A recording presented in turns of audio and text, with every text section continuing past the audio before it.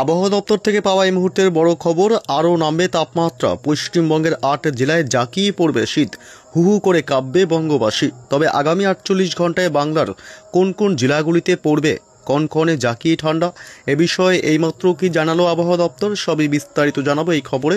বিস্তারিত জানতে খবরটি অবশ্যই শেষ পর্যন্ত দেখবেন। আর সবার আগে সবার প্রথম আপনার জেলার আবহাওয়ার লেটেস্ট আপডেটগুলি জানতে আপনার জেলার নামটি কমেন্ট করে জানিয়ে দেবেন। কলকাতার তাপমাত্রা ২০ ডিগ্রির নিচে। শীতল পশ্চিমে হাওয়ায় কলকাতার তাপমাত্রা ২০ ডিগ্রির নিচেই থাকবে আগামী ৫ দিন। পশ্চিমের জেলায় সর্বনিম্ন তাপমাত্রা ১৫ ডিগ্রির নিচে। বাংলা জুড়েই পশ্চিমে হাওয়ার দাপট। শীতের আমেজ চলবে শনিবার পর্যন্ত। আপাতত বৃষ্টির সম্ভাবনা নেই। দক্ষিণবঙ্গে শীতের আমেজ আরও বাড়ল। স্বাভাবিকের থেকে ১ থেকে ২ ডিগ্রি সেলসিয়াস নিচে তাপমাত্রা বিভিন্ন জেলাগুলিতে।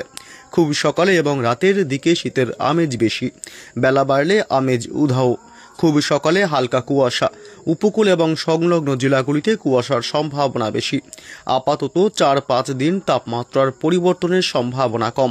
সর্বনিম্ন তাপমাত্রা একই রকম থাকবে। চলতি সপ্তাহে শনিবার পর্যন্ত শীতের আমেজ রাতে এবং সকালে। উত্তরবঙ্গের বেশিরভাগ জেলাগুলিতেই সকালের দিকে হালকা কুয়াশা। পার্বত্য এলাকায় কুয়াশার পরিমাণ বেশি হতে পারে। দার্জিলিং, কালিম্পং, আলিপুরদুয়ার জেলা, কোচবিহার, জলপাইগুড়ি সব জেলাতেই কুয়াশার সম্ভাবনা রয়েছে। রৌদ্রোজ্জ্বল পরিবেশ, আপাতত শুষ্ক আবহাওয়া।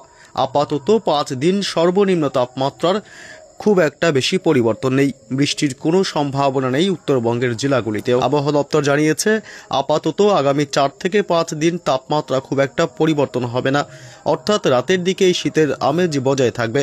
মঙ্গলবার থেকে শনিবার পর্যন্ত ভোর এবং রাতের সময় ঠান্ডার অনুভূতি সবচেয়ে বেশি টের পাওয়া যাবে। বেলা বাড়লে অবশ্য ঠান্ডার আমেজ কিছুটা কমে যাবে। এদিকে উপকূলের জেলাগুলি এবং কলকাতা, হাওড়া, হুগলি, নদিয়া, বীরভূম সহ আরও কিছু এলাকায় ভোরের দিকে হালকা থেকে ঘন কুয়াশা দেখা যাবে।